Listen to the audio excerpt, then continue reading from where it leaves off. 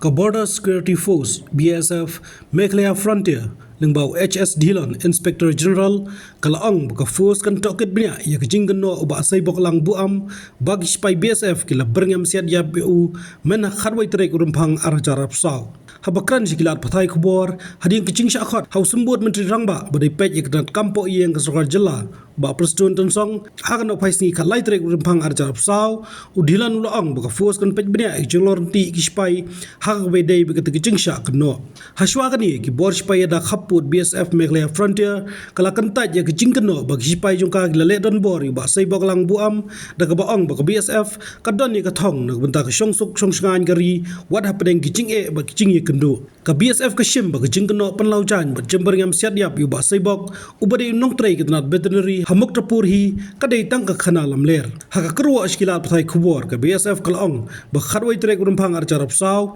kumba ka por khar RBJ mensngi kisipai BSF ki ba pahara ha hawai tila kila yu wei briu boya chapang lakro nala marchan bak international border laong ba habala pensange ya ula penpau penban kacing bom sngau tenat bat peni penban yak jing sumeng bat kamba udai doktor tenat veterinary bat sedang ru berring video ke mobile ya kajaga khaput bet yi kispai BSF ka BSF kalaong bau new doktor veterinary dak ba byrngem lapet nak tegi caka bat wan pat hadien bak kinong shnong da ka bahlai kispai bat ring video artat incident which has happened on the border. The issue has been resolved yesterday only, that also very amicably, and that was an unfortunate incident. The rest of the instructions will be given by the deputy CMs. That has been alleged by that person, and we are inquiring into the issue. And given the background of the discipline of the force, given the morale and motivation of the force, given the other aspects of the force, sensitivity of the area, everything will be taken care of. The things are under process, and already,